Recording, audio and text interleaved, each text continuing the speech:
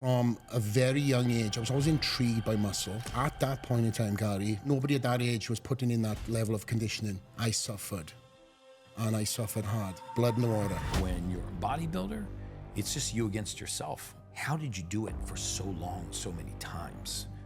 Self-belief. And nobody believing in me. And it was just me, myself, and I. I am going to do this, and I'm going to find every way in which I am going to become the #1 bodybuilder. Show day came, I ended up winning that show, and I was going to be done. But more reasons to go into much more on how you can improve, because I truly believe you can't call yourself a champion unless you defend it. I don't think a lot of people saw the struggle. The work is done in the unseen. Suffer hard. And that has been the blueprint. It was not going to be a plan B. I just left it. I just came to the United States and I slept on the sofa for a year and a half. And I said, you know what? This is it. I'm all in. What are you doing now to bring these young bodybuilders up that have a dream? When you're not in the gym, your focus is feeding the machine and recovering the body. With these younger guys, they should be having the bar up so high. They don't even have goals. Because if you want to achieve X, you've got to...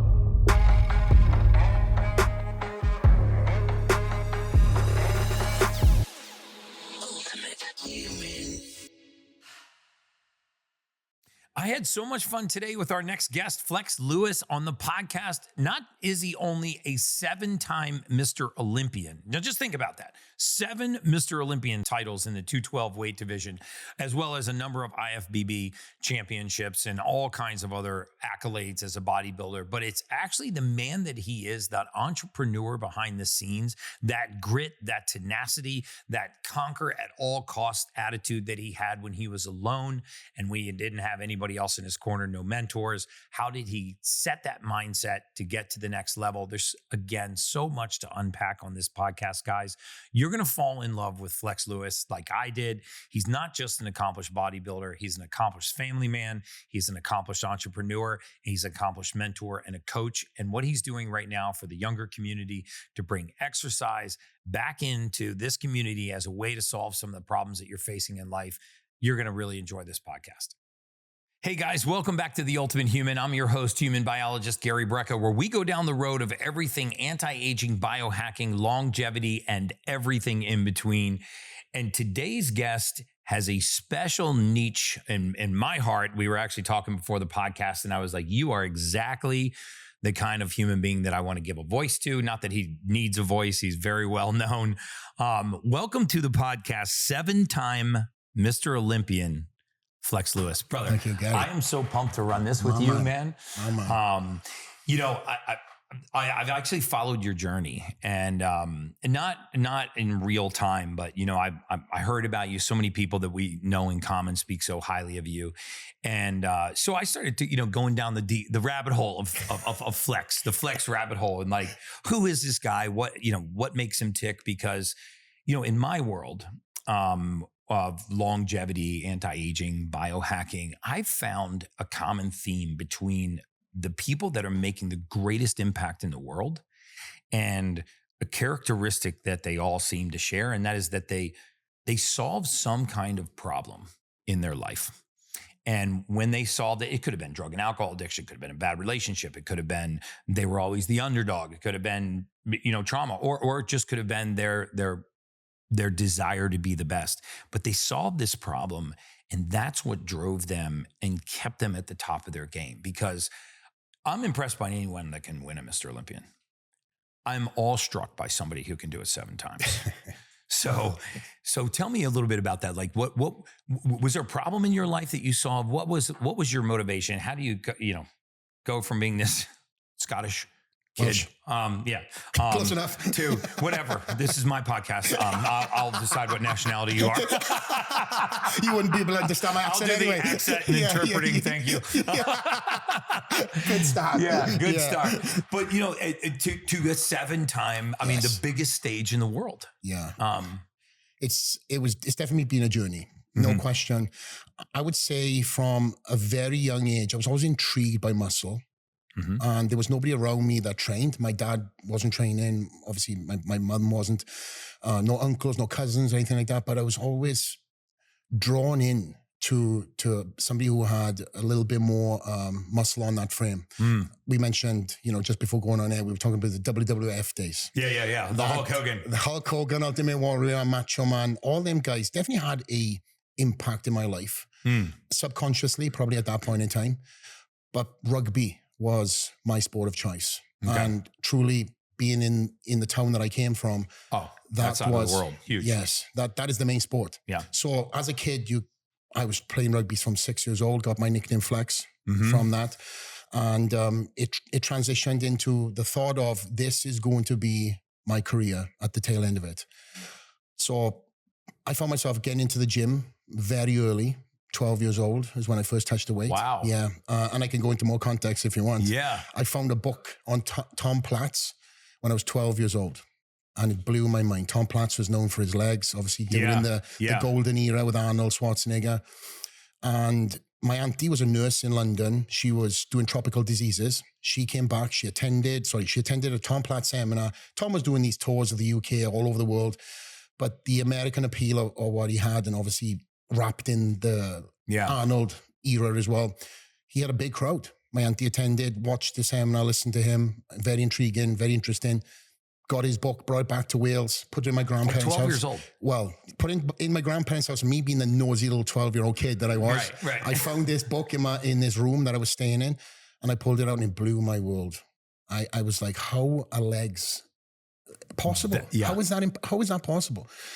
And I seen a young photo of Tom. I think he had just won the Teen USA, and he's standing next to somebody else. And I was like, wow, this guy is at that point in time, like 8 years older than me. Blew my mind. So I went into my father's shed that was locked up. I waited for him to leave.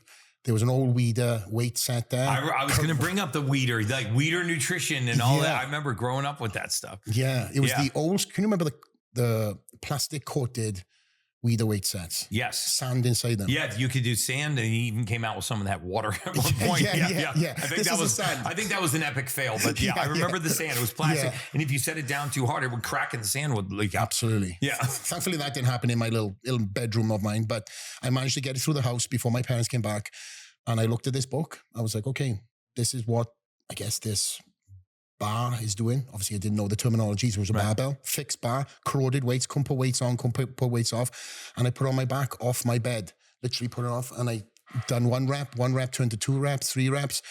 Wow. And still at 12 years old, I think the huffing and puffing that was occurring in my little bedroom at that point in time. Definitely. We know what your mom thought you were doing. They provoked some interest. My dad came through the door thinking something else. And I think he came in with his eyes closed and was like, oh, it's okay, but you can't do that. So that was put away from a very young age. But again, the mindset was planted. The seed was planted. And rugby, as I mentioned, was my main sport. But the physicality of rugby, you have to have a foundation. And the position I played, I was a speedster. I played on the wing. Okay. So it was probably the guy that either never gets the ball or you got to look for it. I was the guy that went to look for the ball, and you had to be physical in that too. So I started really incorporating more weights with the rugby side of things. And then I started being around more different athletes, powerlifters, bodybuilders, started competitively powerlifting. And then I was like, I love this, but I like the bodybuilding side of things. Yeah. And that was the chase then for just putting size on. That lit the spark. And it lit the spark. And the gym owner said to me one day, it's like, if you want to compete, I'll give you a free gym membership if you compete in your first show. I mean, I was broke. Yeah, but nobody at that age knows what to do. I mean, there's no path for you. I mean, there's got to be a mentor that comes into play. No, this is just the grind. At that point in time, Gary, at 19 years old, I'm looking at this show poster thinking, this is going to save me a lot of money if I do this show. I've done so many different sports, rugby, track and field, high level stuff, boxing, gymnastics. So I was like, okay, this is another feather to the hat. I'll do it. And I said, why not? I threw myself in the mix, went to the local library, picked up some books, nutritional books, went and bought the latest Flex magazine. And at that point in time, and if you've been a reader of Flex for a number of years. That's been around for as long as Weider. Yes. That's the OG of bodybuilding. So there was a diet posted in there from a 300-pound bodybuilder, Gunther Scherkamp, his name was. And they never posted but diets back then in these magazines. It was such a rarity. And I said, okay, this guy's eating 8 meals a day. I'll dissect this. I'll take all the carbohydrates out. Well, you were famous for your 8,000 calorie a day diet. I've read about that too. I'm like, shit, I don't think I've eaten 8,000 calories since I got to Vegas 4 days ago. I haven't eaten it since. You haven't eaten it since. But going back onto the show, I said to myself, I'm doing this. Hail, hell, water, whatever it is, I'm doing this show. It's a free gym membership. Little did I know it was going to cost me more money in food to prep for that first show than I would have just paid the gym membership. But the journey to that first show was absolute hell. I was my own captain on my ship, but I was so stubborn that I was going to get this free gym membership. And everybody around me see me going from the Jack, the lad, the confident little winger, red-headed kid who was the smallest but the biggest mouth, to them being super quiet. And everybody was like, when is this ending? Wow. I was just so tired all the time, lethargic, but steadfast. Show day came. I ended up winning that show, and I was going to be done. I was going to go back into you won this on your own. No mentor, no guide, no nutritionist, no coach. Nothing. Wow. And obviously everybody in the gym is an expert.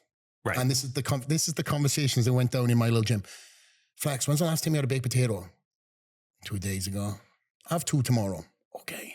Just random people. Really? Yeah. It was just me, myself, and I, and ad lib from whoever really cared about my sanity. Wow. I managed to do it. I won the what was the equivalent of the teens or under 21 class. Yeah. And the first timers, the novice, and that I was hook done. was set too, right? I mean, that feeling that you had, the sense of accomplishment. Absolutely. Now you're a competitor. I was done, but I was done, one and done, just a feather on the hat. And had it not been for, do you want me to reel in? Okay, yeah. This Absolutely. is the journey I want to talk about. Absolutely. So, and this is a big critical part of it, actually. The judges at that table awarded me first place in both under 21 and the novice, and they're big shows. Bodybuilding is very popular, especially in South Wales. And this was the Mr. Wales. Mm-hmm. And I won the show, walking out with my trophies, my parents, and they were like, oh, thank God this is done. You will live in hell. I know, I'm sorry. I'm eating chocolate now. I was like, everybody's happy. Life is good. I'm not such an asshole. No, I know. I got a few it's carbs. Instantaneous stuff. Yeah. And I jump into the car and I get a little knock on the window. I open the window. My parents are sitting in the front seat, and it's the head judge. And he says to me, Flex, you're doing the British Nationals, right? And I said, respectfully, sir, I know who you are, and thank you very much for the compliments. And he was the head judge. I said, no, this is done for me. I'm going to go back to rugby. That's what's coming up. And my parents were like, yeah, he's going back to rugby, you know. Mm-hmm. Yeah, you said, don't have to live with him. No, yeah, right, that's exactly it. And the head judge at the time said, you should represent. You should go to the British and represent Wales. No, when you hear these, especially when you come from a small country in part of the British, UK, Wales is the red-headed stepchild of the UK. So once you start mentioning representing your country, and he gave a little Braveheart speech right next to my car, minus the horse and the fist paint. Yeah. So I was like, I'm ready to go. Yeah, let's go. Yeah. And I'll leave the conversation of F this person, F that country, that country. But again, it's a mindset thing. And I look at my parents, they're looking about me. And he said to me, how about if I help you with the diet? Finding out that I never done anything. And I was like, look at my parents. How long? 4 weeks into the British. And they said, okay, as long as you help him with the diet. That was 21 years ago. That's still my coach to this day. Are you kidding me? Wow. I believe in loyalty. Now, I've heard you talk about this coach, if it's got to be the same one, and how he would make this transition like a light switch from a friend to a coach. And the transition wasn't really fun, right? Because once he told you, hey, Monday I'm we go into contest prep and I'm your coach, all of a sudden the level of accountability just skyrocketed. Right. And you're not just your responsibility to yourself and to your goal, but like the way that he held you accountable. I've really found that fascinating, because I really do think that, so there's the problem that you solved, but I really do think that people are shaped by these coaches, these mentors that come into their life. I've had many of them, my father's being one of them, but I've had several mentors, and they've really shaped the direction of my life. So now he's he takes you to this next competition 4 weeks later. How did that go? I won. There you go. Not only did I win. Dude, now you got 2 hooks in, dude. You're not going anywhere, brother. I'm done. You're done. So I win this show, and this was the British Nationals. Of course, there's actually athletes that are a year older than me there. So when you're competing as a under 21, I was 19 at the time, but that year difference, especially as a teen, is everybody grows like a sponge at that age. So there was guys that I was standing against a year older than me, because I had another year left. Right. That I'd already done a couple of circuits prior to that. So they were like seasoned team competitors, if you know what I mean. Right. But then standing against these, it was from the seats and looking at the stage, that eye of looking at these guys saying, man, I don't know if I'm at that level. Right. But I was. You were. But the only way that I was going to find out was throw myself into the mix. And that's what we done. We threw myself in. Yeah. Neil took over the complete diet. Within that 4 weeks, I was 6 pounds heavier. Body fat was significantly down, striated glutes, hamstrings, everything crazy. And nobody at that age was putting in that level of conditioning. I suffered. Right. And I suffered hard. And that has been the blueprint from my very first diet under Neil to my very last diet at the Mr. Olympia. If you look at the blueprint and the structured diet, you can see things have changed and evolved over years. Right. You know, with especially with quality content, ounce sizes, stuff like that. Protein. I mean, this is a science. Yes, I mean, yes. And with looking at that blueprint, you could see that this is evolved from the very first show. Yeah. But you can identify it as my diet, if that makes sense. If it ain't broken, why try and fix it? Right. The work is done in the unseen. Yeah. Suffer hard. Suffer hard. Ever wonder how elite athletes recover faster and stay energized? It's the science of cold water therapy. Hi, I'm Gary Brecka, and I want to introduce you to Plunge. Plunge helps to soothe your sore muscles, boost your energy levels, and improve mental clarity. It's a powerful way to support your immune function and enhance your mood. Ready to transform your health?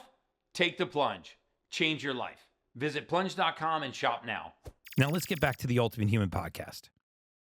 You know, I had Michael Chandler on the podcast yesterday, and you know, I think there's a lot of similarities between bodybuilding and fighting in that they're very individual sports. You know, you don't have this sort of team camaraderie around you, your responsibility to like 11 other guys or 20 other guys in the locker room every day to kind of give you the motivation when you don't have it. So I assume you just got to rely on discipline, because it's got to be consistency over time. Yeah. And nothing else, consistently suffering and consistently being disciplined. But there's a lot of times when nobody's looking at you. You know, nobody's watching. You're. I mean, you could sneak and cheat. You could if you wanted to, and nobody would know. I mean, your coach would probably know, because he would look at your body and be like, "Flex." He would know. What do we got going on? Yeah. He would know. Yeah, he would know. But what I'm saying is, like, you know, I find these journeys to be really particularly inspiring, because they're very self-reliant journeys. Absolutely. Like, and I think so many of us, when nobody's looking, you know, we compromise on our own goals, right? And you know, when you're in a team, in a group sport, you've got a lot of other reasons to be motivated. But you know, when you're a fighter, or when you're a bodybuilder, it's just you against yourself. I mean, and I'm sure that those demons in your head had to be tough too. I mean, to wake up and be like, do I really want to punish myself again today? Because it's gonna suck. And so, I mean, talk a little bit about how you develop that mentality and that mindset, because what I want to get to is, how did you do it for so long, so many times, right? I really feel like there's a country music song, and it's like, I'm not as good as I once was, but I'm as good once as I ever was, something like that. But there's a country music song, and it was like, and I feel like anybody, it's like the one hit wonder, right? Yeah. Anybody can get to that peak of that mountain and grab that prize, like you were going to do in your very first competition, and say, hey, I'm putting the medal on the wall, and I'm going back to rugby, because I actually love rugby, and this sucked. Right, winning was cool, but it did suck. This freaking sucked. It sucks. But you didn't. Yeah, and you did it repeatedly. So, like, something inside you had to be, you know, that motivating factor. Maybe more than just impressing your coach. Maybe it was, I just want to be the best version of myself. I want to prove it to myself. You know, talk a little bit about that. How did you keep that motivation over such a long time? Great question. Very loaded, because this has so many different elements to answer that question. So I'll dive in first with my humble beginnings. Mm-hmm. That blue collar work ethic that I see my dad and my mum install into us kids truly is in my heart and my soul to this day. How many siblings do you have? I have 2 other brothers, and I have a sister that is cousin, but she's my sister. Okay. So we brought into the family. She's also an exceptional rugby player. My brother was a rugby player. So it's, Okay. Welsh cap, playing for my sister plays for Wales women's. So we'll go into that. We can go into so many different directions. So like you got a little bit of overachievers in the family as it is. We definitely got that in the blood. And I think that with just to answer that, with me being the oldest and kind of leading from the front, that mentality and the conversations I used to have with my brother and sister. Yeah. Whether it's subconsciously or consciously planted them seeds, it's kind of like leading from the front. Like you have to be that first to practice, last to leave. You have to be part of that culture. You have to be part of that community, and you have to be an add value. Even though you're part of that team, you can blend in to that rugby team. We're talking about team sports. Yeah. But even when I was on the team sports, I made sure that I was leading from the front in terms of mentality, riling up the guys, giving the speeches. Even though I wasn't the captain, I took it upon myself to put that in. But my brother has played super high level rugby, much higher than me. And my sister obviously playing for Wales too. Wow. But to have that in my family too is very prideful for me. Of course, being in the US, I can only support from afar. But my brother just moved here. And now he's the coach for the Chicago Hounds rugby team. So, is he really? Yes. Right on. Shout out to your brother. That's awesome. Flex is full of stories, Gary. So I'll stick to the point. Yeah. But in terms of we both have ADHD, so we got to stay under control here. You keep me, and I keep you. We'll be down the road talking about go-kart racing here in a few minutes. Like just completely off topic. And that was to do with mindset, Flex. For the record, he was making up words before the podcast. Like he's like, I get away with it because of my accent. I'm like, but it wasn't a word. in your vocabulary, not in mine. In my dear country. So the mindset has definitely been just homed in on over the years. Yeah. You find your why. And my why back then was, after I had the opportunity to come to the United States, there was an interest there for me, being the rugby player, being the track and field guy. When I realized that I have potential to do this, being recognized by other people outside of my coach. This is obviously in the bodybuilding journey, fulfilled something in me where I was like, wow, maybe I should pursue this. Maybe I should. So I got on the plane and I came to the United States at 19 years old. I did a photo shoot with Flex magazine. And when I landed and I came to this incredible country, the glass was half full. And I seen everything that I wanted. I was scared. I was motivated. And when you have them feelings, and it's a pendulum of feelings, it's like, why am I scared? You're scared because you know that you're going to take the chance to come here and you're just going to leave everything to chase this. So that's what I done. You know, that at a very young age, actually at a very young age, I started my first business, which was a moving company. And we can talk about that later. But I built this up from nobody believing in me, scaled it. One Young Businessman of the Year's award. Nobody believed, as I said, in me starting it. But then at the end, they were like, you guys, you're foolish to give this up, to come to the United States and chase this bodybuilding dream. So this was successful over there. It was from the same, everything I'll talk about throughout this podcast is all going to be a transcendent story of self-belief. Yeah. And nobody believing in me. And it was just me, myself, and I. Yeah. And when I came to the United States, that's what it was. You know, nobody believed, like I said, in the business. I was able to scale it and I didn't even sell it. I just left it. It was not going to be a plan B. I just came to the United States and said, I am going to do this and I'm going to find every way in which I am going to become the number one bodybuilder. Bear in mind, the delusion, Gary, Ronnie Coleman was the champion. Oh boy. That was self-belief. Formidable adversary. There was no other classes at the time. There wasn't, there was no 212 class. There was just the open. And I said, you know what? This is it. I'm all in. I put it all in and I came here with very little money. I slept on the sofa for a year and a half. I kept on turning up to your point. It's consistency even in turning up. Yeah. And there was photo shoots going on every single day at this gym that I was training at. And I purposely moved from Venice Gold Yeah. Believe it or not, but everybody goes to, myself included, to change my life, and nothing was happening. But I found out there was a photo shoot gym for Flex magazine in Fullerton, California, industrial area. I jumped in a car and I said, well, this is where I'm going. And me turning up every single day, staying in shape, I managed to have, through the mishap of professional athletes under the Weider contract for not being in shape, they said, Welsh boy. Yeah. Couldn't remember my name. Welsh boy. The camera's already set up. Jump in. Yeah. And that little article was enough for me to keep on going. It was probably like 4 postcard sizes in the corner of a Flex magazine. And every time I would speak to my mother, she would say to me, okay, when you're coming home, proper worry, worry your mum. Yeah. And I would give her what she needed to hear, not what I really could tell her. Yeah. Which was, nothing's happening, Mum. I'm on my last dimes here. That's what I could have said. Yeah. But what I said was, Mom, this is incredible. You won't believe I met this person. I had a photo shoot. It's coming out. I also lay myself into the fact that this is going to be a long-term endeavor. It's a marathon, not a sprint. Yeah. Just get me in the room. All I need to do is be in front of somebody, just strike that conversation and make sure that person remembers me. Right. And that's been also the same thing throughout my life, is making that impact. It's like when you and I met, right? Yeah. You made an impact in me, and I hope I done the same thing for you. It's just we're here today. That quick little fast conversation. It's like whatever you can do in that moment, as long as Gary goes away saying, man, that was a good guy. I'd like to see him again whenever I do. I told my son, I'm like, dude, he's a great guy. And I said the same thing for you. And here we are. Yeah. But that's been my goal since I came here at 19 years old. And but again, Gary, I had every opportunity to go home.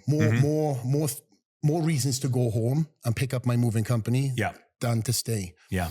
But through perseverance and turning up and having that why, I was able to then get my first contract at 20 years old, when I was, honestly, that paycheck, I was at Ralph's supermarket. I had one of these pay-as-you-go phones. Yeah. And there's 310 number calls. And not many people had my number. I look at it and I go, I better answer this. And I open it up, and it's a guy called Peter McGough. And Peter McGough was under Joe Weider. And Peter McGough said, Flex, us at Weider Publications would be honored if you'd love to, be honored for you to sign with Weider Publications. So I was the first and last, I was the second amateur, maybe third amateur actually, but the last athlete to be signed with Joe Weider before the magazines disbanded. Really? And I was there for 6 years with them under contract. And it changed my life. It was not much money. It was $2,500. But that can be all the money in the world, depending on where you are. And I had probably in my pocket $100 and something left. Wow. So that was in this pocket. Yeah. And I'm buying groceries. Yeah. And that was it. And then I get the call in this hand. And it was just like, my goodness. And in bodybuilding, the highest honor in sponsorships was to be signed by Joe Weider. Yeah. And I was able to live that chapter of my life before social media took over. Wow. So I was one foot in magazine, and I lived that life. And then I remember that magazine. Yeah. I remember all the products and the whey proteins. And I mean, it was massive at that time. Massive. Joe was such a pioneer. It was the only brand, really. Yeah. I mean, they owned that space. So now you know, when you get to the stage and have your first real win here in the US, now that hook's, you know, reset. You're on this journey. What is astounding to me again is that you know, you get that first win, and instead of leveraging it and going out and immediately becoming an entrepreneur, or leveraging it and going straight into the gym space, which eventually you did, and I want to talk about that. You know, you went back to the grind to take another title, and then you did that 6 more times. Yeah. So, and this coach that followed you from Europe to here, did he physically come to the States? Right now, he lives 5 minutes away from my house. Dude, right, you are loyal, man. Mate, when I eat, I make sure that everybody else eats. So when I had these contracts at a very young age, I made sure that these were, not that he was asking for anything, I just want to preface that. Yeah. He done everything for free. But when I would go to have these conversations with certain supplement companies or potential sponsors, I would negotiate my contract. And I said, I know we've agreed on this, but the add-on is my coach. So I would structure the contract, and then I'd be like, And well, you this get a is the little caveat. piece. So they would sign me and they would sign my coach. So every supplement company I got sponsored by, my coach was also sponsored by that same Good company. for you for that loyalty, man. Absolutely. But it's an easy pitch. You say, okay, you want to have the most knowledgeable coach talking about why these supplements work or what training, why we're doing this type of training today, then unfortunately he won't be able to be on the videos if he's not part of the circle. Yeah. So I was like, it makes sense, guys. That's so awesome, man. I love that mentality that the tide raises all the boats. Absolutely. It's the same way that I run my platform. Absolutely. I mean, I deeply appreciate that. And then what I also love about you is that when the competitions ended, and this incredible storied career in bodybuilding ended, it seems like the entrepreneur in you sort of took over, right? And that fearless, sort of hard-driven mentality that you had, you then decided you had this dream of having this gym, which has become a reality now. But unfortunately for you, that dream's starting to come true during the pandemic, right? And which I think is the most uncertain time in our nation's history. Cause it's fine to look back now, but when you're in it, and we all lived through it, we didn't know how long it was going to last. We didn't know when it was going to end. We didn't know how much more oppressive the regulations were going to become. Absolutely. I mean, gyms were hit. Hair salons, and all, they were hit the hardest. Crazy. They were like, absolutely not essential. Yeah. Which for somebody like me, I'm like, people need to be moving and exercising, like building their immune system. That's one of the cleanest places too, right? Let's be honest. Yeah. Well, if you've got a good gym anyway. Yeah, if you got a good gym. It's absolutely essential. And I've listened to your story, and what I appreciated was you initially tried to do it on the DL. I heard you tell a story about how you flew out here and there were 4 fans on the plane to recognize you, trying to sneak in under the wire. They started to post it. I know. So everybody knows that Flex is in town. So talk a little bit about the journey to building and getting this gym open. I loved your story about how you guys did it under the cloak of night. You covered all the windows and like people carpooled to the gym. You've done some research. I've done some research because I said, man, I've taken a deep dive on you, and I love it. It's very inspiring. Thank you. Because even for somebody watching this podcast, it's like, well, I don't really have what it takes, nor the desire to become, a Mr. Olympian, but I do want to chase my dream of having X, Y, and Z business. And I think they're exactly parallel. Yeah. Right. So to kind of correlate the mindset that I developed in bodybuilding, where, as I mentioned earlier, come hell or high water, I am doing that show. That date is set. And that mentality within the bodybuilding community transitions and should be able to transition so well into business or into other things in life. Really think about it, yeah. So think about like, okay, I'm going to open up a business. Yeah, it's going to be tough. You're going to have sleepless nights. You're going to be stressed. Same thing as a show. All the controllable variables that you have going into prep. You can structure your diet, cardio at this time, go to bed at this time, but then the other elements of life that get thrown into the mix was part of it. But you will end up doing that show. So that mentality and transitioned into businesses. That date never moved for you. As a date certain. No. You're either ready on that day. Exactly. And that mentality, I transitioned into everything I've done in life, business especially. So you have a plan, or make a plan, or plan or fail. So in terms of the gym, the gym started off as a private facility in Boca Raton. I know obviously you're a Florida resident. I was trying to get you over there before I moved to Las Vegas, but this gym truly became something of a hotspot, yet it was not open to the public. So during my Olympia run, just to give you more context, I was training at public gyms. Really? There's nothing wrong with training at public gyms. There's a lot of successful athletes that have been able to do so. But with my mentality and the thought process, because it is a process of me going into a top set, I would get into what I call Pandora's box, get everything moving and grooving, get my mentality right, and I would attack that piece of equipment, whatever it would be, leg day, whatever else. Now, when you've got fans that come up to you, it's hard then to get out of that mentality, be flex, shake hands, take pictures, and then try to dig deep to get that mentality again. Right. So I found that me training in these public gyms, not only that was happening, but they were doing these meet and greets for me, unbeknownst to me. Oh. 6 weeks out, Flex driving Lewis. their own membership sales because you just happened to be at their gym. Well, that's exactly what happened. So I turn up on one occasion, and this all transitions into the Dragon's Lair. And there was about 50, the first time was about 50 fans. Can I meet Flex Lewis tomorrow? There was workers. Without talking to you? I had no clue. Wow. No clue. And I look at all these people, they start slow clapping, and I'm, hey, you know, I've got my pre-workout inside me that I just drank, which wasn't even touching the sides, Gary, going into this. And everybody's deaf. They're all there for you, Flex. And I was like, what happened? They set up a meet and greet. So, of course, mentality changes. Hey, guys.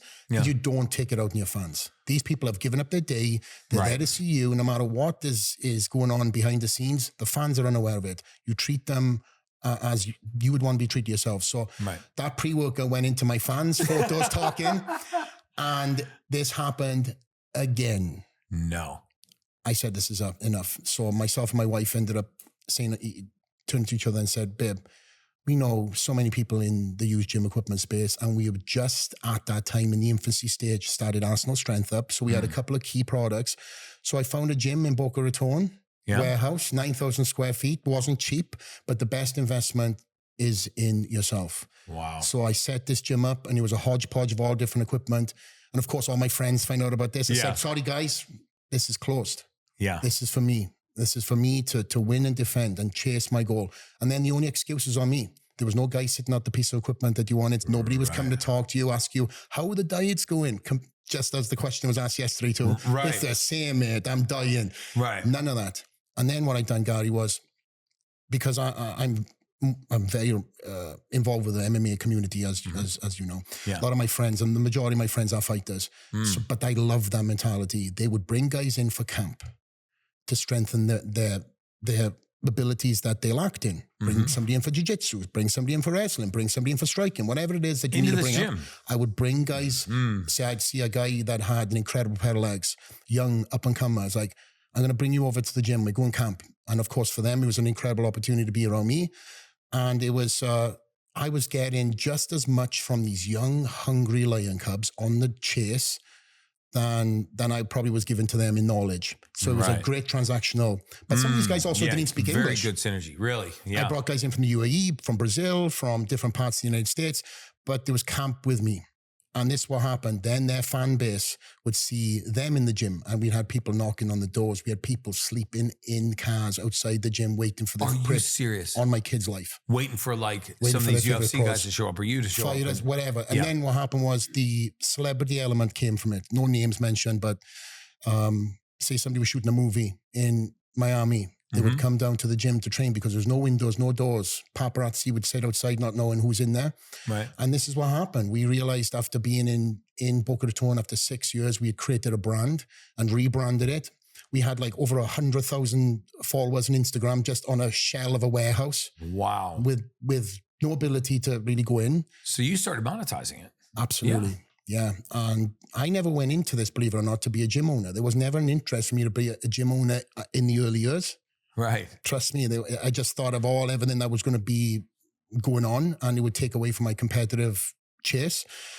But the private facility just ended up planting that seed in my head, and then it growing into what it is. And then when the pandemic happened, everybody wanted myself to open up a gym in Florida. My wife's born and raised there. She was like, I don't know. And I agreed with her. So we jumped on a plane. We knew that a lot of gyms had gone out of business here in Las Vegas. We came out, and it was like, I am legend. We drove from the top of the strip to the bottom, not a soul. Half the lights were on, half the lights were off. I remember that. And me and my wife turned to each other and said, we need to be here. Really? When there's blood in the water. Wow. Want to get an extra hour of quality good sleep every single night? Let me tell you how I do it. My wife and I sleep on 8 Sleep's Pod 4 Ultra. This is a technology that fits over your mattress to cool or warm each side of the bed, giving you up to an extra hour more of quality sleep every single night. My wife likes her side of the bed warmer than mine, but I've noticed that I've improved deep sleep at cooler temperatures. It even elevates automatically when it detects snoring to improve airflow. With 99% accurate sleep tracking, you can leave your wearables on the nightstand, and I even had this thing independently EMF tested to make sure that I was not getting any extra EMF at night, which I'm not. Get $350 off the Pod 4 Ultra at 8sleep.com/Gary. That's 8sleep.com/Gary. TUH.com/Gary and use the code Gary, Gary, for your discount. Transform your nights and elevate your sleep. Now let's get back to the Ultimate Human podcast. Yeah, I've heard you talk about that. When the stocks are down, put the cash in. When there's blood in the water, that's when you go all in. And that was a scary time because it wasn't just gyms. It was a lot of other businesses were failing, and restaurants, nightclubs. I mean, hotels. I mean, you name it. Anything that was in the hospitality, business. We suffered through that in our clinic. I remember the days walking into our clinic with my wife, and if you've ever been a business owner. And you got your employees around, and there's that moment where the phone's not ringing, nobody's walking through the door, and there's this silent kind of and nobody's talking about it. I know, but it's the 900-pound gorilla in the room is like, what are we gonna do? Like, the phone's not ringing, people are not walking through the door. I remember that moment with my wife when we were building our clinic, and thankfully, she asked me, she was like, what are we going to do? And I said, we're going to pivot. She goes, what do you mean? I said, we're going to start doing COVID testing. She goes, we're going to do COVID testing? I'm like, we have a medical clinic. Yes. We're not designated as essential right now. I'm going to file with the state to get us to be an official testing center. She was like, smart. Where are we going to get the tests? And I was like, I don't know. We'll figure it out. Because what we're doing right now is not working. And the employees are, you're the head of the ship, just like you're the captain of your ship. They're looking at you like, what's next, boss? What are we going to do? And those are the hardest moments when there's nobody above you. You're the tippy point of the spear, and you got to make a decision, and everybody's looking at you. And you also got to show that strength, like, oh yeah, this is going to work out. And there's a little piss running down your leg, Yeah, I was there. Yeah. And so I think maybe, in your case, and just to finish my story, we pivoted, we started selling COVID testing. The day we got designated as a COVID testing center, I'll never forget it. Our clinic had been empty for weeks. We pulled into work in the morning, and there was a line, 2 people wide, as far down the sidewalk as we could see, all the way past it was the LA Fitness. There was like a real estate office, and then LA Fitness, all the way down. And it's like, holy shit. I call all my staff. I'm like, you guys all need to get in. I called my kids and told them to go to Walmart and buy scrubs and come in scrubs. Wow. And then it ended up being one of the biggest years in our operating history. But you're here during the pandemic. Look, you've been a successful bodybuilder, but you never started a gym. Yeah. So I mean, this is a ground up thing for you. This is the second time you're starting ground zero. You got this confidence in yourself. And I love this story. I mean, talk a little bit about the story about getting the gym open out here, because it's iconic now. And I think, when somebody walks in and they see such an iconic gym and it's full of people and they're like, oh, that must have been easy. It's, it's Flex. Of course, it's Flex Lewis. He's 7-time Mr. Olympia, and it's easy for him to do that. But I mean, I don't think a lot of people saw the struggle, and there was stress. Yeah. But what we try to do is just focus on, our goal was to get out to Las Vegas and create this incredible gym that the fitness industry are really craving. Now, yes, nobody's signing leases at this time either. No. No. They're like, what? You really want to lease? Yeah. And that's the conversation I have. Mind. Yeah. It was a double-edged sword to that too, because we got looked at so many different properties, but the property that we're in right now at that point in time was privately owned. So the family were very accommodating. They were like, oh yes. And I wanted more buildings at the time that was available, but they were very, very accommodating, I would say, to just get us in there. And to the point of when we started moving and grooving, it looked like one of these movie drug deals where the warehouse doors would come out, we'd load the vans in, and the warehouse door would come look-see around and go. Yeah. And that's what we done. The drywall coming in. Nothing to see here. Nothing to see. Yeah. Go. But we plastered the walls and we went to town every single day, and we worked through this period of time, and again, you have to have blind faith in some stuff. And I've done that many times where my confidence is, I don't know where it comes from. I'm sure, I can patch things together. Yeah. But that confidence has definitely led me into so many opportunities, and that blind faith too. It's like jumping on that plane, came to the United States, blind faith. But the difference is with any of these other endeavors that I've done, there's something in my heart that I know this is not going to fail. And I've had it several times throughout my life. Bodybuilding was one of them. Yeah. Do the work, turn up. You know, that was all I needed. And the same thing here, mentality, turn up, make it work. And we turned up, came to Las Vegas. Everybody thought we were crazy because we left South Florida, which was wide open. DeSantis done an incredible job of keeping that state keep moving and grooving. And we came to Las Vegas and we realized, like, wow, this is what it looks like in other parts of the country. Yeah. And we realized that we had to pivot on some things. It wasn't as hard as what we thought to get contractors because everybody was itching to work at that point in time. Yeah. We just had to do the whole loopholes of how we built this. Right. But we done it.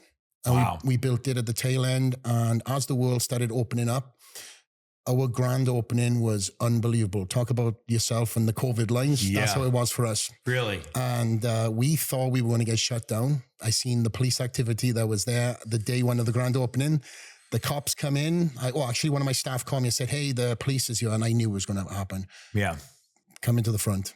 I walk in there. The cops see me and they said, Flex, I'm so happy you've opened up this gym in Las Vegas. Really? Dude, yes. And they were like, don't worry, nothing's going to be seen and said and moving and grooving. I've been very supported in this town. Yeah. We work very well with Metro. And, shout out to our mutual friend, Dana White. Yeah, amen, dude. He has opened the doors. Friend he is. Did he help you too? Well, I was watching the UFC in COVID too. He found out I moved here and he was like, I know. Him and Hunter Campbell, shout out to Hunter Campbell. Solid cat too, yeah. They were, as soon as I moved here and they found I was bringing this gym to Las Vegas, they were like, you want to come to the UFC fights? I go, yeah, when it opens up. No, we got to fight this weekend. We're all black. Don't yell, don't cough. Don't yell, don't cough. Yeah, you will be heard. And it was one of the most incredible experiences. You went last night to the Sphere and it was a visual overload. And the COVID times was a time where I don't know if it'd ever be replicated in that magnitude because there was no fans. It was a minimum production staff. And all the commentators were there. Obviously, Dana, Hunter, and all, Sean Shelby and everybody. And there was Flex Lewis. I remember watching those fights, and it was so weird because it was dead silent, like a weird kind of silent. Eerie. There wasn't like, Bruce Buffer, and now fighting out of the right corner. Yeah. It was like two dudes walking into a bedroom and getting in a fist fight. I mean, it was really wild. You could hear every step on the ring. You could hear their backs hit the cage. I mean, of course now with the sound and the lights and Bruce Buffer and it's an entire spectacle. I remember watching those and they were in those the small ballrooms. It was at Apex. Yeah. It was unbelievable. And shout out to Dana White. I don't think anybody's been as impactful on my career as he has. And mainly because he just told the truth. And he was like, how do we silence the naysayers? And I was like, well, we could show them your labs, but I don't know if you want to put your labs in the public domain. He's like, put my freaking labs up there. Yeah, show them all my blood work. Wow. Show my blood work before, show my blood work after. If they're still naysayers, then them. I mean, that was Dana White's words, not mine.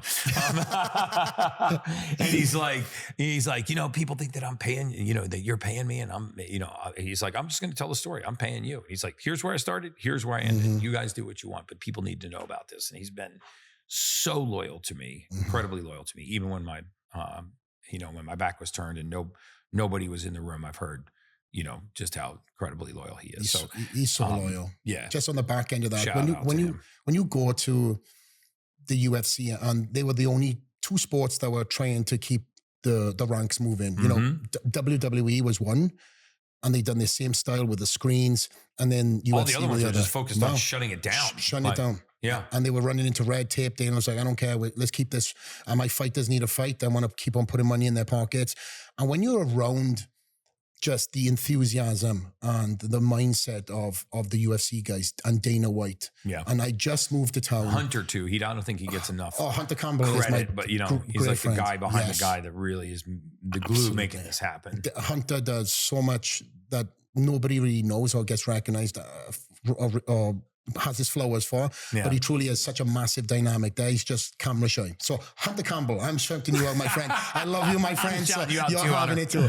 But just to see the UFC just keeping on going, and then I'm building this little gym in Las Vegas through all the restrictions and trying to find loopholes. And then you've got this big entity that's also being fought against, you know, and they're trying to find any way for them not to put it on. I was like, wow, this is incredible. Yeah. Just to be in this town at that point in time, to see what he's doing and then what I'm doing, I just took that motivation. That's amazing. Yeah. So coming out of the pandemic, you get the Dream Gym open. Congratulations on the grand opening. You get a big flood. But now, you know, I'm starting to hear the stories about how you're giving back to the guys, the young guys that are coming up through the bodybuilding ranks that want to achieve the same kind of stardom and success that you had. And I hear you applying that same level of discipline to these guys. You show up at the gym at this time, you know, 12 o'clock, we have a half-hour meeting. At 12:30, you know, we're getting busy. You show up at 12:31, you're a minute late. That's it. Come back tomorrow. Yeah. And I like that because, you know, what you're doing is instilling in them. I find that this generation plays the victim mentality a lot. And, you know, you're the asshole for holding people accountable when the accountability is really in their own best interest to help them be successful. Absolutely. And so talk a little bit about now that this gym has opened up and you've got this wildly successful place and it's literally known all over the world. Thank you. And what are you doing now to bring these young bodybuilders up that have a dream and what things do you spot in them where you go, this guy can be a world champion? Well, living in Las Vegas, it's distraction. And a lot of these young guys who are training in the gym are around it. And you should have that distraction should be a motivational tool. It's like, yes, I could be tempted by this, but the fact that everything is around and you're so steadfast and focused on what your craft is, that's a tool. That is a characteristic. It's like it's a superpower. Yeah. To have that level of focus when everybody's asking you, hey, let's go to this club on a Thursday, or my friend's playing on this, or there's a concert. It's how much you want this. How much do you want this? And what are you prepared to do to pour into the sport that you are now choosing to do? So with the gym, what I've done is I open up the doors and I nurtured the gym. Not just bodybuilders. There's a lot of high-level athletes there. We have a lot of fighters there. We have a lot of various different sports. We have guys from PBR. We have guys from the Olympics that have been in different genres of sports. But it's the champion's mentality. If you're training, you look up and you have somebody that's training for the UFC title next to somebody that's just joined the gym at 85 years old and just, you know, is finding her feet for the first time, next to somebody who is anorexic that's trying to put weight on, next to somebody who is obese that's trying to get back down. That's a culture that you've cultivated for sure, though. But said the same time. I think that's your superpower. Thank you. I mean, as I was digging into your background, I mean, that's what I came away with too. This guy is about creating culture. Culture is it's actually one of my clothing companies. Oh, it is? Right on. Culture, loyalty, trust, respect is my brand. So wow. CLTR, that's awesome. Yeah. So with the athletes that are in the gym and the mentality element of things, I try to be like that big brother that puts their arm around them, saying like, "Hey, listen, the only reason I'm telling you this is because you're not doing what you should be doing. I see you. There's too much time in between sets, talking on your phone. There's too much time. There's too much gaps in your day where that should be fulfilled with recovery, red light, whatever they should be doing. When you're not in the gym, your focus is feeding the machine and recovering the body. And there's just too much lackadaisy elements of things. So bodybuilders can or seemingly feel like they can get away with it, by just putting in what they feel is a good training session, and everything else outside of the gym then goes to lax. That's the complete opposite mentality. It's the 23 hours you're out of the gym is the focus. You know, you should be putting in that emphasis into much more on how you can improve. Now, without going into what I was doing, but with these younger guys, they should be having the bar up so high. They don't even have goals. They're like, well, maybe I'll compete this year, maybe I don't. That's not a mentality that you should be around anybody with. You should have a structure, you should have a goal, and you should have a dream, and that bar should be even higher for the dream. So what is that? Put it on paper, start putting it down and map it backwards. Because if you want to achieve X, you've got to put the lines and the breadcrumbs to get to there. Yeah. Some of the guys were turning up without a tentative plan in anything. So they might have somewhat of their nutrition down, but lackadaisy with their training times, no. militant. Right. If you want to be the best, and people may be watching the show saying, well, it's just bodybuilding. It's like, well, it may be bodybuilding to other people, but this is what I done in my life. And that's why I had the private facility. It was controlling all the narratives. And if something happened, you know, it is what it is. But I could control everything from the time that I got to the gym. You mentioned, I used to tell all the guys, 11:30, be there. We'll talk about anything. How's your mum or your dog died? I'm sorry. As soon as 11:59, and everybody who knows me knows that mentality. It's a different guy. You walk from my lobby, which was contained. You couldn't see the gym. It was just a structured lobby with sofas, and we just chat. As I said, 11:59. Flick goes, and everybody knew. There's no tomfoolery. You're here to kick my ass, and I'm there to kick your ass. Yeah. And it was a chemistry because I brought certain people in, and I was mentioning also earlier the young, hungry lion cubs. Yeah. And I just wanted to finish on that sentence. What I realized is just because somebody has a title, just because somebody may have achieved something great, doesn't mean they're going to be a good training partner. Yeah. Very true. What I found was the younger guys who I see myself in, who wanted to be there at 11:20, not 11:30, 11:20. The guys who were there for the extra sets, the guys who were there to be a sponge and ask the right questions. Them the people I surrounded myself with during that period of time. Because you want to be motivated knowing that you're also being a motivator. Yeah. And my motivation was being, sucked out of these young guys just by being them. Yeah. Want direct access to me so I can personally answer your most pressing health questions? Then I'm excited to offer you free access to my premium membership, the Rule Breckas. As a Rule Brecka, you'll be able to join me for monthly Q&A sessions, VIP access to all the challenges I host, and advanced access to my most exclusive content. To get your free 30-day trial of Rule Breckas, head over to joinrulebreckas.com. That's joinrulebreckas.com right now. And just pushing hard. It's tough love in a lot of ways. I've heard you talk about, like, my job is to get reps out of you, and your job is to get reps out of me. That's it. And that's the reason why we're here, because I need to see more in you than you see in yourself. So if you want to put that weight down, I'm here to get 3 more reps out of you. Yeah. And I love that mentality because, on a much, much lesser scale, years ago, I used to own a CrossFit gym. Yep. And I just remember that if you were doing a CrossFit workout and at some point during that workout, you didn't just absolutely want to quit, then you just weren't doing it right. Exactly. You know what I mean? Exactly. Like at the end of that workout, if you were like, wow, that was great. That felt awful. I mean, that felt awesome. Okay, well then you actually didn't do the workout right. Yeah. You should be like, that sucked. Yeah. The drive home should be painful. Do again. Yeah. And this is what I find so fascinating about your sport and your success and your line of work and what you do, because you really have to embrace the suffer. Yeah. Right. I mean, there's a lot of different kinds of stress in our lives, but I think when you voluntarily put yourself through that struggle, I have a saying that aging is the aggressive pursuit of comfort, because I believe that we are aging faster. And there's a lot of evidence to support this, because we are pursuing comfort. Right. I mean, we just naturally gravitate towards being comfortable, right? We regulate our body, we regulate our air temperature, we regulate our, the amount of light that's in, that comes into our homes. We go from a covered car to a covered garage to a covered office, back to a covered garage. I tell people all the time, you got to stop telling grandma not to go outside. It's too hot, not to go outside. It's too cold, just to lay down, to relax, to eat at the first pang of hunger.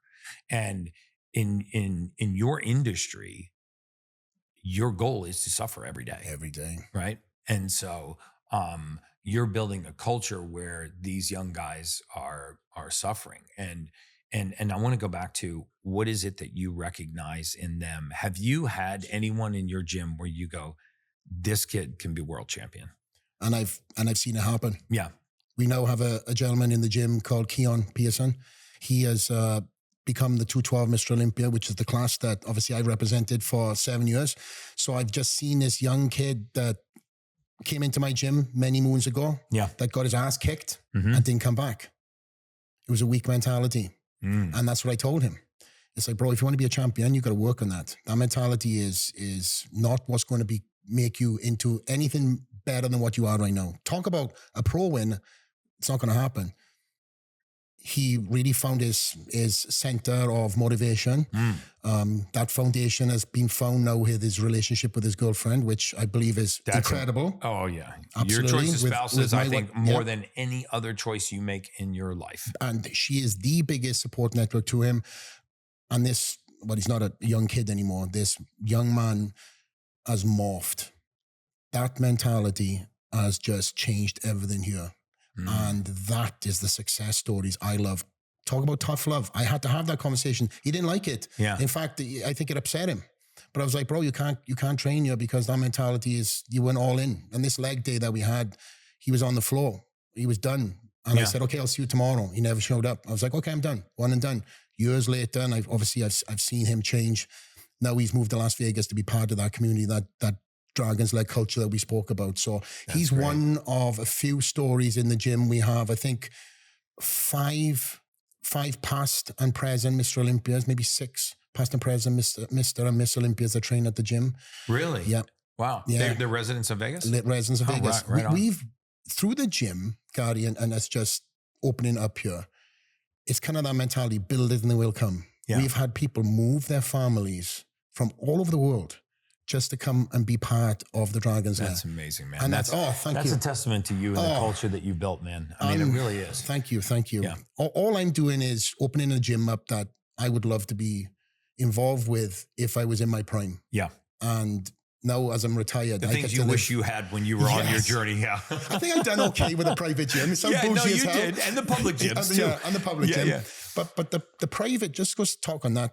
The private gym for me was truly to be in that military mindset and to squeeze the lemon out of every single workout. And also that mentality I also spoke about earlier about Pandora's box. I could remain in a state of not, when I say this, I don't want this to be taken the wrong way. Aggression. It's controlled aggression. Yeah. Now in a public gym, I could train the same style, but I wouldn't be able to get that, squeezed lemon as much because they'll be in and out, in and out. Screaming, you're not like. I never scream. I'm not a screamer either. Don't? No, I'm not a screamer. Even you just bite your teeth and just deal with it? I guess so. I mean, there might be some footage, but I would go into another stratosphere and all I would see would be the machine in front of me and say we're doing legs. I would be in the zone. It was the only thing I could equivalent to is like a runner's high. Yeah. And everything's just matrix. And I hear noise. My training partner is shouting, screaming me for an extra couple of reps, but I didn't know what they were saying. It was just Chinese to me. I knew what I was pushing myself for, and I would push myself to get them extra reps. Yeah. And when I got out of the machine, they would say we're talking legs, my training partners would just let me be because it was a cool down process. I had to bring myself back down, slow my heart rate down, get back out to that zone, and then be there for my training partners. So you couldn't do that in a private gym, a public gym. Right. So the private gym came in so clutch. And also there's something I wanted to... That zone. Yeah, the zone. I wanted to mention too. Every competition, I had to recreate my why. And that why was, the first was winning, the second was defending, because I truly believe you can't call yourself a champion unless you defended. Right. The third, it was the 50th anniversary. The fourth, we found out my wife was pregnant. Wow. The fifth was bringing my daughter up on stage for that iconic photo like Sergio Oliva done with Sergio Jr. Yeah. And 6 was going to be my one and done. And then before the show, one of my training partners and friends passed away 3 weeks before. So I had to go into that mentality of autopilot. And say, what would he want from me? Yeah. And I donated the show. I put him as the inspiring force as to why I was doing that year. I was doing it for Dallas. That's so amazing. And I came back the 7th year and I said, this is it. I publicly announced this is going to be my last Olympia. And Flex, you have to be in the moment. You have to be present. You have to feel, touch, and smell everything, because I didn't know it was going to be the last show. Yeah. But I'm so glad I did. I could feel the heat in my feet. I could see the audience members. And that was the end of the run. And I was intending to go up into the open class to do the open class, to be the first ever champ. Conor McGregor being an inspiration to me. And there was no champ at the time in bodybuilding, and I wanted to be the first ever. So I went from truly suffering, having that, well, I had to burn muscle off, and that's horrendous just to make the class. And we can talk about that if you want, but going into the open class, the cap was off and I had to just force feed myself every single day. And it was horrendous. Oh, Nothing I want to do ever again. 8,000 calories a day. That's brutal. Yeah. So bringing this all to a close, what's next for Flex Lewis? Like, well, what is next? I guess for me, I never was the stereotype. I hate the perception of what bodybuilders were in the past. And I never wanted to become part of that conversation. So even when I was on the climb as a champion, you never see me in a tank top. You never see me kind of creating more attention to myself. Right. Because my goal was, if I struck up a conversation, I would find water at its own levels. If you're traveling all over the world, you're sitting next to somebody in business class and they want to talk about why I'm eating every 2 hours. Yeah. But I want to talk about what they do in business. And then the bodybuilding is secondary. Yeah. So I've been able to network and get into so many different rooms by not being the champ is your bodybuilding champ. Right. That was secondary. I love networking, meeting people. If they find out I've actually done something, then so be it. But the reason why I mentioned that is it's opened so many doors for me. And now with the businesses and the new endeavors that I'm getting into, I've been able to fill a lot of these rooms up by people that have never been to a bodybuilding show, but know me for me. Yeah. So the evolution of where... I know so many people, not to interrupt you, but I know so many people that I think very, very highly of that speak so highly of you. I mean, it's one of the reasons why I wanted you to be on the podcast, but you've done a very good job of creating incredible reputation for yourself. I mean, that's hats off to you for that. Thank you. I end every podcast by asking my guests the same question. There's no right or wrong answer to this question, but what does it mean to you to be an ultimate human? What it means to me to be an ultimate human? I just guess with all the different feathers of the hat I've worn. At one point in time, I was an athlete. One time, a rugby player, track and field, bodybuilder, dad. It's just leading from the front and showing that, yes, I was this person at one chapter in my life, but I'm not that person right now. And evolution is part of life. I was the bodybuilder that was all consumed about becoming the champion and everything it took to get there. And right now, I'm the complete opposite, where I'm working on that, reversing some of the bad things that I've done. I'm healthy, just, blood work's incredible, but making sure that I'm going to be here on this earth for as long as God keeps me here. Being able to move, chase my kids, throw them around in the pool, do all kinds of stuff. But also have conscious thought to be on podcasts and talk with clarity. And when I was a bodybuilder, there was a lot of times that I was just so, I would say, like blunt in my head. I just was foggy because of the amount of food I was eating. And I don't like that. Yeah. I don't like the fact that I couldn't construct a conversation as articulate as I can do right now. It's still early in the day for me, but like the coffee. You were making up words before the podcast. Well, there we go. I am Welsh, but for me, it's leading from the front and showing that, where I'm at is documented. Yeah. I'm on a YouTube vlog series right now where I've just shown this comeback from the injury. Yes. And this injury, without prolonging it, is an injury that truly sideswiped me. But had it not happened, I wouldn't be doing a lot of the things that I've got into right now. Yeah. Patience is a new word that I'm trying to learn. And these new endeavors are moving and grooving, thankfully, because of this injury. So it's a blessing in disguise. So the ultimate human sort of things is just making sure that I'm mentioned leading from the front and making these new decisions in my life that are keeping me on this earth. And a lot of the things that I've done now recently is down to you. We've talking about a lot of things that you've put out there, incredible content that I want to really talk to you about, and obviously off the podcast, that I need to start putting into my life. But all the other things, red light therapy, cold plunges, saunas, huge. I've been doing them a minute. And now I've retired, the benefits and health benefits from all these attention to detail, where you could be watching TV and Netflix and now put into the health and wealth of the next day, that sleep, whatever it is, all compounds and plays this role, is where I'm at right now. So it's leading from the front and showing that just because I was one guy before, I'm not that guy right now. That's amazing, man. Well, you're a true inspiration. Thank you. You know, you're definitely somebody that I want to give a voice to, man. Thank you. I'm inspired by all of your accomplishments. I'm going to have you back because I have a feeling that you are going to reinvent yourself again and again and again. That's the goal. If you were a stock, I'd be buying you right now. Man.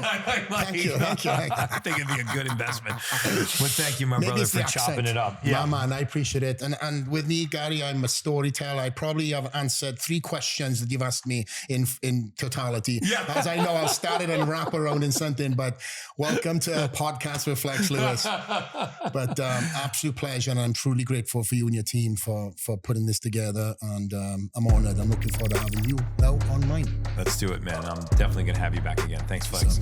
And as always, guys, that's just science.